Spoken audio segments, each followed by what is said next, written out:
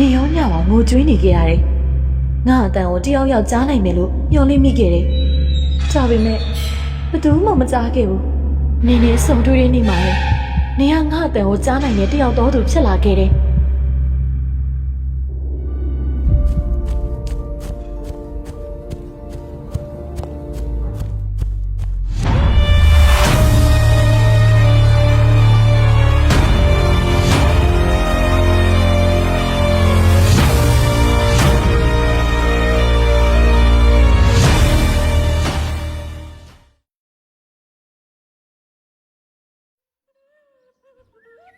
တောတောင်တွေကြားရွာလေးတရွာမှာရဝိန်းလို့ခေါ်တဲ့မိဘမဲ့တယောက်ရှိပါတယ်။သူ့မိဘတွေကသူကလေးဘဝကလေးကစုံမသွားခဲ့ကြတာပါ။ဒါကြောင့်သူဦးလေးနဲ့အတော်တို့နဲ့အတူနေထိုင်ခဲ့ရပါတယ်။ဒီလိုအမောင်လောကထဲမှာသူ့အတွက်တော့အလင်းရောင်လိုအရာတခုရှိခဲ့ပူတယ်ဗျ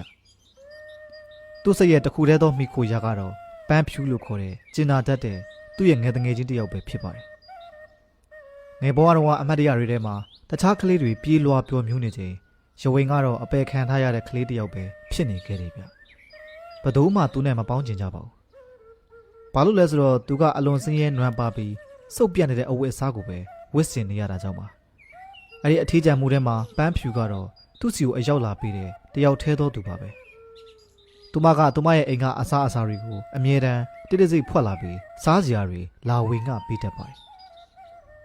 တခါတရံမှာသူမမိဘတွေကသူမကိုစူပူကျင်းမောင်းနေပေမဲ့သူမရဲ့ကျင်နာမှုကရဝဲရဲ့နှလုံးသားထဲမှာနက်နက်ရှိုင်းရှိုင်းရစ်တွယ်နေခဲ့တော့တယ်ဗျ။ဒါပေမဲ့သူတို့ရဲ့အစဉ်အတန်းချင်းမတူညီတာကြောင့်သူမကိုအဝေးကနေပဲစောင့်ကြည့်နေခဲ့ရပါတယ်။တိတ်မကြပါဘူး။လက်ကွင်းအစုံမှာရှိတဲ့တဲဟောင်းလေးတစ်ခုထဲမှာတယောက်တည်းသွားနေဖို့ရဝဲသူ့အတော်ရဲ့နှင်းထုတ်ခြင်းကိုခံလိုက်ရတယ်ဗျ။တနေ့မနက်ခင်းမှာပန်းဖြူချင်းတောင်းကိုကြောမှာထမ်းပြီးငပြောပင်ခုတ်ဖို့တောထဲကိုဝင်းသွားခဲ့ပါတယ်။ဒါပေမဲ့အဲ့ဒီနေ့ကစပြီးသူမပြန်ထွက်မလာတော့ပါဘူး။မိဘတွေနဲ့ရွာသားတွေကသူမကိုရက်အတော်ကြာရှာဖွေနေခဲ့ကြတယ်ဗျ။အဖေဖြစ်သူရဲ့အော်ခေါ်တန်းကတောအုပ်တစ်ခုလုံးကိုပြန်လွင်နေပေမဲ့ပန်းဖြူပြန်တွေ့ရဖို့အရေးအယောင်မရှိနေခဲ့ပါဘူး။ဒါကြောင့်သူတို့တွေရင်ကွဲမတက်ခံစားရပြီးနောက်ဆုတ်အရှုံးပေးခဲ့ရပါတယ်3နှစ်ကြာပြီးတဲ့အချိန်ထိရဝင်းတယောက်သူ့ဘဝကိုခြံထဲကတဲအိမ်လေးထဲမှာပဲတယောက်တည်းဖြတ်တန်းနေရတော့မှာတနေ့တော့တောနက်ထဲမှာထင်းခုန်နေချိန်တောအုပ်ကတိတ်ဆိတ်သွားပြီးတစ်တုံးပေါ်ကစီးချက်ညင်ညင်ထင်းခုတ်တန်တစ်ခုကိုပဲကြားနေရပါတယ်ရဝင်းပစိန်ကိုချလိုက်ပြီးအတန်လာရဘက်ကိုလှည့်ကြည့်လိုက်တယ်ဗျအဲ့ဒီအတန်ကတပင်းတပင်းအောက်ကနေထွက်လာနေတဲ့ပုံရပါတယ်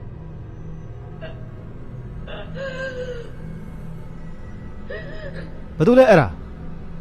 အမတယောက်ယောက်ရှိနေလားရဝိန်တကူလုံးကြက်သိန်းတွေထလာပါတော့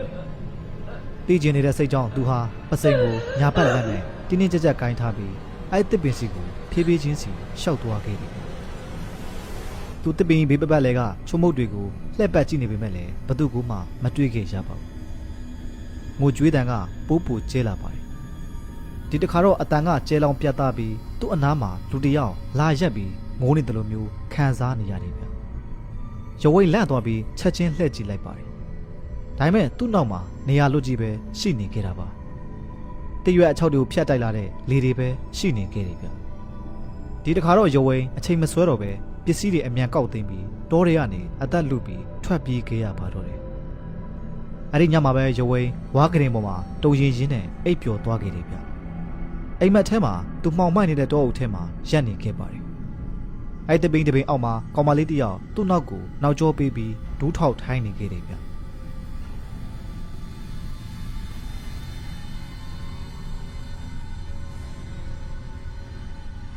မိကလေးမင်းဘာတူလဲဘာလို့ဒီမှာတယောက်တည်းလာထိုင်ငိုနေရတာလဲကျမကိုကယ်ပေးချပါဦးကျေးဇူးပြုပြီးတော့ကျမကိုကယ်ပေးပါဦးကျမအရင်အေးနေတယ်ကျမဒီကနေထွက်သွားလို့မရဘူးမင်းဘာဖြစ်လို့လဲဘာမှနေရလဲငါဘာလှည့်ပြီးတော့ဖြေပါဦးမင်းမျက်နှာကိုမမြင်ရရင်ငါမင်းကိုဘယ်လိုကူညီပေးရမှာလဲကျမကိုကယ်ပေးပါဦးရှင်တယောက်တည်းပဲကျမကိုကယ်ပေးနိုင်မှာရဝင်းကျေးဇူးပြုပြီးတော့နော်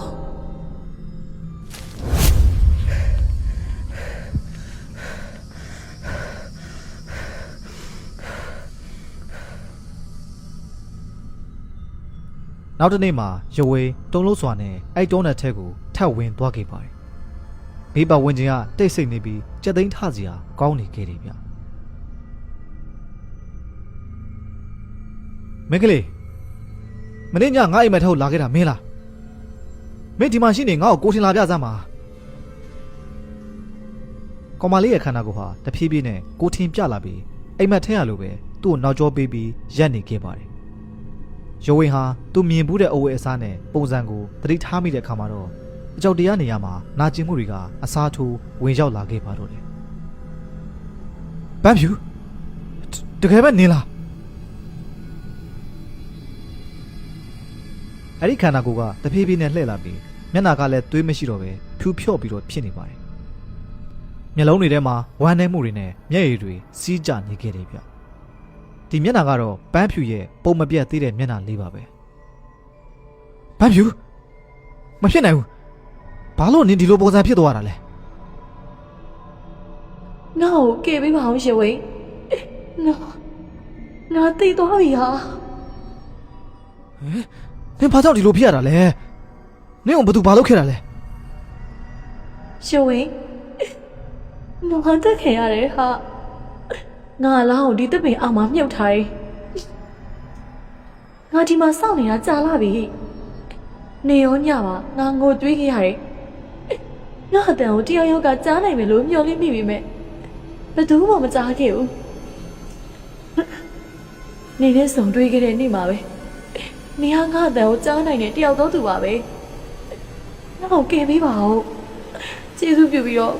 ငါအမေအဖေစီကိုတော်ပြောပေးပါဦးရဝင်းအကြောင်းအရာအလုံးကိုတီးလိုက်ကြတာနဲ့ရွာထဲကိုအမြန်ပြေးဝင်သွားပြီးပန်းဖြူရဲ့မိဘတွေကိုချက်ချင်းတွားပြုတ်ပြလိုက်ပါတယ်။နှစ်ယောက်လုံးအကြောင်းအရာကိုနားထောင်ပြီးတဲ့နောက်ရဝင်းနဲ့အတူအဲ့တစ်ပစ္စည်းကိုအမြန်သွားလိုက်ကြတယ်ဗျ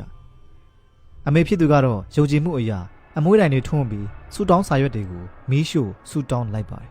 ။ပန်းဖြူငါသမီးလေးတကယ်ပဲသမီးလားသမီးတီလားအဖေနဲ့အမေသမီးကိုလိုက်ရှာနေတာ3 နှစ်တောင်ရှိသွားပြီဒါပေမဲ့သမီးကိုရှာမတွေ့ခဲ့ဘူးတကယ်လို့သမီးရဲ့ဝိညာဉ်ဒီမှာပဲရှိတယ်ဆိုရင်အဖေအမေအတွက်သမီးတကယ်ဒီမှာရှိတယ်ဆိုတာကြီးကဲတဲ့ဖြစ်ဖြစ်တခုခုကြားရပါစေသမီးရေ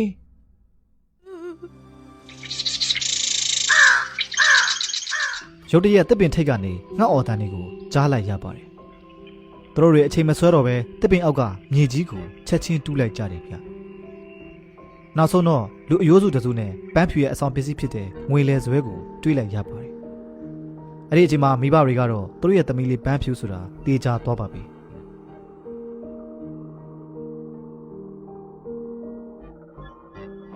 သူတို့ 3 ယောက်ရွာထဲကိုပြန်ရောက်တော့ပန်းဖြူရဲ့ဦးလေးအရင်ဖြစ်သူဦးငွေကပန်းဖြူရဲ့အဖေစီကိုဒေါသထွက်နေတဲ့မျက်နှာနဲ့ရောက်လာခဲ့ပါတယ်ငါကြီးဒီကိစ္စကတန်တရားဖြစ်စရာရှိနေတယ်လောက်တဲ့သူကဟိုကောင်ရဝိမ်မဲ့ဖြစ်လိမ့်မယ်မဟုတ်ရင်ဘယ်လိုလုပ်ပြီးတော့အလောင်းကအဲ့ဒီနေရာမှာမြုပ်ထားတယ်ဆိုတာ तू ဘယ်လိုသိမှာလဲငါအချင်းတော့လောက်တဲ့သူက तू ပဲဖြစ်မယ် तू အမောက်ကိုဖုံးကွယ်ဖို့ तू ကလူကောင်းဖြစ်ချင်အောင်စောင်းနေတာဒါကိုကြားတော့ပန်းဖြူအဖေနဲ့အမေတို့အဲ့စကားတွေကိုလွယ်လွယ်နဲ့ယုံတော့ပါတယ်ဝမ်းနဲ့မှုကနေဒေါသတွေအဖြစ်ပြောင်းလဲသွားခဲ့တယ်ဗျမင်းတို့သူ့အမြန်ဖမ်းထားလိုက်စမ်းလူယုံမှာကောင်းမင်းငါသမီးကိုတတ်ခဲ့တာမလားဟေ့အမှန်တိုင်းပြောစမ်းဦးလေးကျွန်တော်လှုပ်တာမဟုတ်ဘူးဟဲ့နေကကျွန်တော်တော့တဲ့တော့ပန်းဖြူကိုတွေ့လိုက်တာသူကိုယ်တိုင်ကျွန်တော်ကိုလာပြောပြတာကျွန်တော်တကယ်မလုပ်ခဲ့ပါဘူးဒါပေမဲ့ဘယ်သူမှနားမထောင်ပေးကြပါဘူးရဝင်းကလည်းအကြိမ်ကြိမ်ကိုညှင်းဆိုခဲ့ပါတယ်သူကမိဘမဲ့ဖြစ်တာကြောင့်ဘယ်သူမှသူ့ကိုဝင်ပြီးတော့ကူညီပေးတာမရှိပါဘူးသူ့ဦးလေးနဲ့အတော်အရင်တောင်မှမကူညီပေးခဲ့တာပါနေကမိဘမေ့မလို့လူကောင်းပြင်မယ်ထင်ထားတာဘာလို့အဲ့လောက်တောင်မှရုံးမာရရလဲချီဒီလောက်ရုံးမာနေမှာတော့ငါတို့နဲ့နေလာပတ်သက်စရာမလိုတော့ဘူးဒီလောက်ရုံးမာနေတာနိမိဘနောက်လိုက်ပြီးတော့သေတာသေလိုက်တော့စကားပြောပြီးတာနဲ့ဦးလေးနဲ့အတော်ဖြစ်သူကရဝိန့်ကိုလုံးဝမကူညီတော့ပဲနောက်လှည့်ပြန်ထွက်သွားခဲ့ပါတယ်ပန်းဖြူရဲ့မိဘနဲ့ဆွေမျိုးတွေကရဝိန့်ကိုကြိုးတုပ်ပြီးနန်ဆောင်နေတဲ့ဝက်ချန်တွေကိုထည့်ထားလိုက်ကြတယ်ဗျကျွန်တော်တကယ်မလုပ်ခဲ့ပါဘူးကောင်းကင်နဲ့မြေကြီးကိုကျွန်တော်ချိန်ဆရဲပါတယ်ကျွန်တော်ကမိဘမဲ့ဖြစ်ပေမဲ့ဘယ်သူ့မှထိခိုက်ဖို့မတွေးဘူးပါဘူးကျေးဇူးပြုပြီးတော့ကျွန်တော်လှုပ်ပေးပါဗျာ ဘသူမှသူတောင်းဆိုတာကိုနားမထောင်ပေးကြပါဘူးသူတို့တွေကရုံးဝင်းကိုဝက်ချန်ထဲမှာအစာအငတ်ခံအေးအေးခံပြီးပစ်ထားခဲ့ကြပါတယ်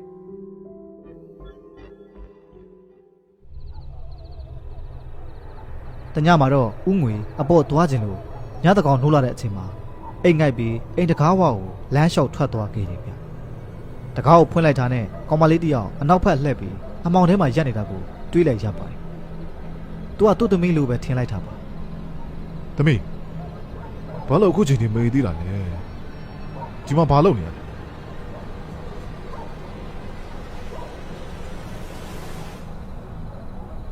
သူအနားကိုရောက်သွားပြီးအိမ်ထဲကိုပြန်ခေါ်သွားဖို့ကောင်မလေးရဲ့ပခုံးကိုဆွဲလိုက်ပါတယ်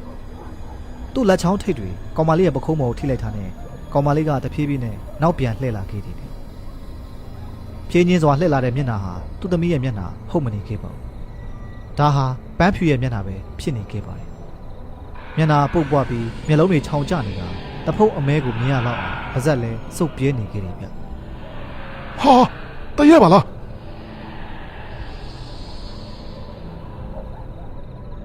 ညာပေါင်းများစွာတရေအချောက်ခံလိုက်ရပြီးတဲ့နောက်ဥငွေဘက်လုံးမှာမျက်လုံးမှိတ်ပြီးအိတ်မပြောနိုင်တော့ပါဘူးမိဘုံဘေးမှာတယောက်တည်းဒူးဖတ်ထိုင်ပြီးတုံးနေခဲ့တယ်ဗျဘေးပတ်ဝန်းကျင်တွေကလည်းတိတ်ဆိတ်လွန်းလို့ကြက်သိန်းထစရာကောင်းအောင်ကိုဖြစ်နေခဲ့ပါတယ် အယုတ်တမချင်းရှင်အရန်ရက်ဆက်လုံးနေကျင်ကျမကိုတတ်ပြီးတော့တော်ထဲမှာပြစ်ထားခဲ့ဒီနေ့ကျမပြန်လာပြီရှင်ကြီးကိုငရဲမှာအပြစ်ပေးခံရဖို့ခေါ်သွားပြမယ်မသေးချင်ဘူးဆိုရင်တော့ကျမအဖေမေရှေ့မှာသွားပြီးတော့အပြစ်ကိုဝန်ခံလိုက်ဒါဆိုရင်ရှင့်ကိုကျမလွတ်ပေးမယ် ပန်းဖြူငါတောင်းပန်ပါတယ်အဲ့ဒါငါပါနင့်ကိုတတ်ခဲ့တဲ့သူကငါပါငါ့ကိုလွတ်ပေးပါငါဝန်ခံပါမယ် ဝန်ခံတဲ့စကားဆုံးပြီးတာနဲ့ပန်းဖြူရဲ့အဖေအမောင်တဲကနေအရှိကိုထွက်လာခဲ့ပါတယ်ဥငွေမျက်လုံးတွေပြူးကျဲသွားပြီးသူထောင်ချောင်းထဲမိသွားတာကိုသိလိုက်ရတော့မျက်နှာကြီးဖြူဖက်ဖြူရောဖြစ်သွားခဲ့တယ်ဗျတကယ်တော့ဒီအစီအစဉ်ဟာပြီးခဲ့တဲ့ညတုန်းကစတင်ခဲ့တာပါအဲ့ဒီညမှာပန်းဖြူရဲ့အမေရဲ့အိမ်မက်ထဲကိုပန်းဖြူကငိုပြီးလာပြောပြခဲ့ပါတယ် အမေဝရစင်ဟာအပြစ်ကင်းတဲ့သူပါသူဟာသမီးကိုကုညီပေးအောင်ပါပဲကျမကိုတက်ခဲ့တဲ့သူကဥငွေပါ မနက်နိုးလာတော့လင်မယားနှစ်ယောက်တိတ်တဆိတ်ဥငွေရဲ့အပြုတ်မှုကိုစောင့်ကြည့်နေခဲ့ကြပါတယ်အဲ့ဒီအချိန်မှာတန်တရားဖြစ်နေပြီးပယောဂဆရာကိုအစီအရင်တစ်ခုပြုလုပ်ဖို့အိမ်ကိုဖိတ်ခေါ်ခဲ့တယ်ဗျသူတို့တေချာနေပေမဲ့တက်တယ်မရှိတာကြောင့်အကြံအစီတစ်ခုချပြီးသူကိုယ်တိုင်ဝန်ခံတာကိုနားထောင်ဖို့တန်တရားမှာပုံပြီးနေနေလိုက်တာပါဥငွေဟာလွတ်လန်းမရှိတာကြောင့်မြေပြင်မော်ကိုဒူးထောက်ထိုင်းချလိုက်ပါတယ်ပြီးတော့ငိုယိုပြီးအမှန်တရားအလုံးကိုဖွင့်ပြောပြလိုက်တယ်ဗျ ငါဝန်ခံပါတယ်ငါသူ့ကိုတောက်လျှောက်စောင့်ကြည့်နေခဲ့တာခလေးဘဝကနေအပြိုအရွယ်ကိုရောက်လာတဲ့အထိပေါ့ तू ကကြီးလာလေလေပိုးပို့ပြီးတော့လှလာလေပဲငါကိုစိတ်မထိနိုင်တော့တဲ့အထိပေါ့အဲ့နေကသူတယောက်တည်းပဲတော်တဲ့ဝင်သွားတာကိုငါတွေးလိုက်တယ်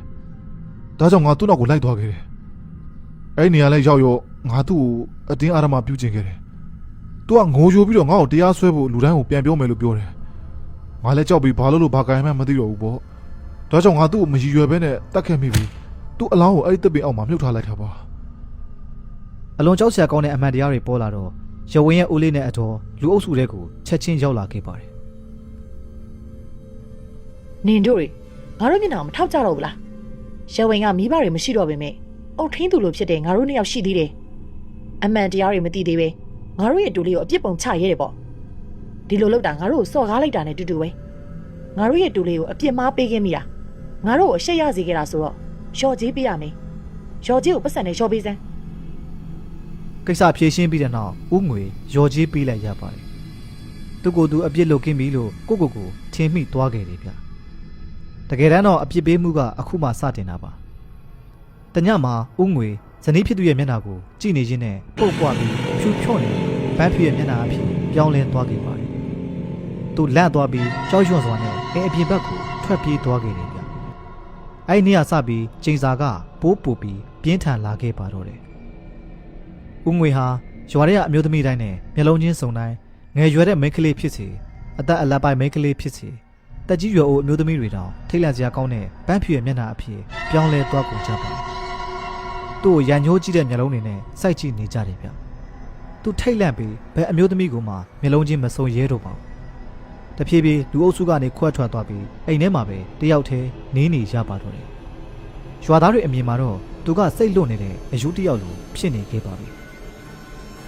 အရှုပ်တမကြီးဘယ်ကိုပြေးမှာလဲကျမစီကနေပြေးမလွတ်နိုင်ပါဘူး အားကိုးရမယ်အသေးစိတ်တွေလွတ်ပြီးနောက်ဆုံးထွက်ပေါက်ကိုပဲရွေးဖို့ဆုံးဖြတ်လိုက်ပါတယ်အဲ့ဒါကတော့အိန္ဒိယမှာချိန်ဆွဲထားတဲ့တနက်ကိုကောက်ကင်ပြီးသူ့ရဲ့ခေါင်းမှာချိန်လိုက်ချင်းပါပဲထိတ်လန့်ပြီးအားကိုးရမဲ့နေတဲ့မျက်လုံးတွေနဲ့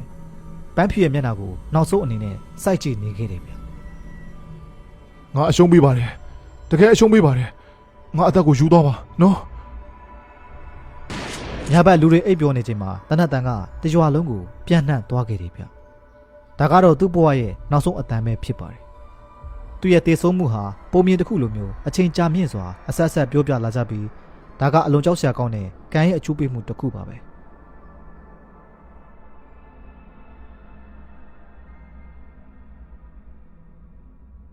CKO မှာဖုန်းဖြစ်ရေးဆွဲနိုင်မဲ့ဒုတိ animation ကာတွန်းသင်တန်းကိုစတင်ဖွင့်လှစ်လိုက်ပါပြီခင်ဗျာ software သွင်းပြီး animation အခြေခံမှစတင်ပြီးတော့အခုဗီဒီယိုမှာပါတဲ့ animation move video ဆွဲနိုင်တဲ့အထိလေ့လာသင်ကြားရမှာဖြစ်ပါတယ်ဗျ social media မှာ animation story ဖန်တီးပြီးတော့ဝင်ငွေရှာလိုတဲ့သူတွေကာတွန်းနည်းပညာနဲ့မိမိရဲ့စိတ်ကူးရင်ကဘာကိုဖန်တီးလိုသူတွေဝါသနာအနေနဲ့ရောဝမ်းစာအနေနဲ့ရောလေ့လာလိုသူတွေ CKO ကဖန်တီးထားတဲ့ဗီဒီယိုတွေအတိုင်းစိတ်ဝင်စားဖန်တီးခြင်းသူများအတွက် CKO မှာ Yo-Yo class နဲ့ Master class ဆိုပြီးတော့သင်တန်းတစ်မျိုးဖွင့်ပေးထားပါပြီခင်ဗျာမိမိကျန်တဲ့တရားအတန်းကိုရွေးချယ်ဖို့ CKO မှာအတန်းအရင်နဲ့သိကျင်အောင်မေးလို့ရပါပြီနော် Facebook group Telegram channel ကနေ CKO team မှာ 2D animation manager ကိုယ်တိုင်ဗီဒီယိုသင်ခန်းစာတွေနဲ့သင်ကြားပေးမှာဖြစ်ပါတယ်သင်တန်းကြီးအနေနဲ့ကတော့အခု February လအတွင်းမှာအနံ့သူများအတွက် Yo-Yo class 2သိန်းကျပ် Master class 3သိန်းကျပ်နဲ့သင်ကြားပေးတော့မှာဖြစ်ပါတယ်ခင်ဗျာသင်တန်းသားအကန့်အသတ်ရှိသလိုသင်တန်းကြီးကလည်း February လကုန်တာနဲ့ပြောင်းလဲတော့မှာဖြစ်လို့အခုအပ်ချင်အခုပဲအပ်လို့ရပါပြီခင်ဗျာ